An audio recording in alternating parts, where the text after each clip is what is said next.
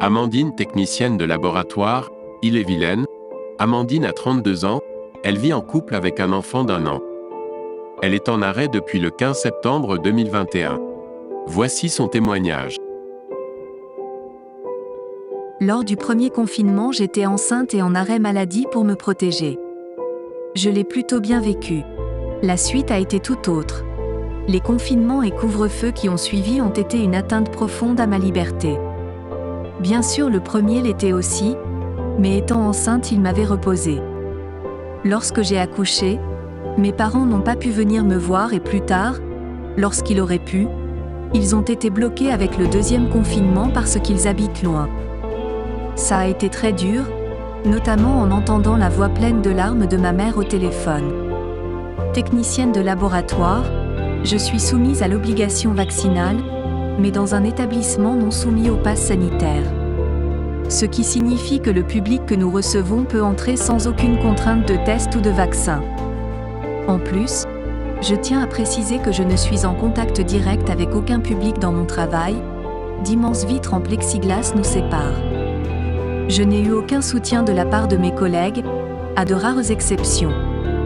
Tout était au courant de mon aversion pour ces injections. Aucune, ou si peu, ne sont venus me voir pour prendre des nouvelles et savoir comment j'allais, comment je le vivais. Elles ont été en revanche très promptes à me reprocher de ne pas les avoir prévenues de mon choix. Quelle drôle d'idée d'employer le terme de choix lorsque l'on ne vous laisse justement aucun choix. Un choix sous la contrainte n'est absolument pas un choix. J'ai également entendu que certaines me reprochent d'être en arrêt maladie, que je dois assumer mon choix, et donc être suspendue sans salaire, sans moyen de subsistance. L'empathie humaine dans toute sa splendeur.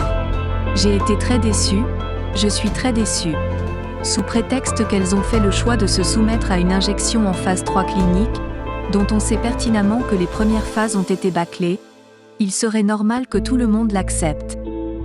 Accepter de devenir des cobayes ? Moi, je ne l'accepte pas.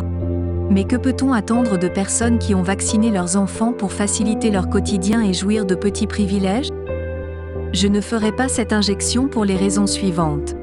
La première est que ce n'est pas un vaccin mais une thérapie, un traitement. Je ne suis pas malade.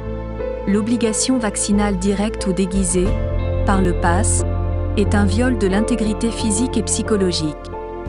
Le viol ne se consent pas. En particulier lorsqu'il existe des traitements qui marchent dans d'autres pays, sauf en Europe étrangement. La deuxième est que je ne suis pas adepte de la roulette russe. Une myocardite, un AVC, une thrombose, une maladie de Creutzfeldt-Jakob ou apparentée. Non merci, je ne prendrai pas le risque et j'applique le principe de précaution, bafoué par beaucoup. La troisième est que je me batte pour l'avenir de ma fille, de tous les enfants. Si nous cédons, qui les protégera ? Un vaccin pour obtenir une liberté ? Je suis née libre et ma liberté n'appartient à personne. Le chantage est l'arme des lâches et des malfaiteurs. Il est une chose que beaucoup de personnes oublient. On a inversé le sens de la protection. Depuis quand est-ce aux enfants, aux plus jeunes de protéger les adultes ? Ce sont aux adultes de les protéger et non l'inverse. Comment peut-on accepter le sacrifice d'enfants ? Oui, je vis extrêmement mal cette situation, l'indifférence des gens, l'acceptation, la soumission d'une population qui nous met tous en danger. Ces personnes qui acceptent la perte de toute leur liberté, au fur et à mesure, par peur de la mort. Mais en ayant peur de la mort, elles passent à côté de la vie. Une dernière remarque pour les personnes persuadées que le vaccin les a sauvées d'une forme grave alors qu'elles ont quand même été en réa à l'hôpital. Comment peuvent-elles être sûres qu'elles ont échappé à un état bien plus grave grâce à ce vaccin ? Elles n'ont aucun moyen de comparaison. Chaque personne est unique. Comment peut-on prédire l'état dans lequel on va être si on attrape la maladie ? Personne ne peut le savoir.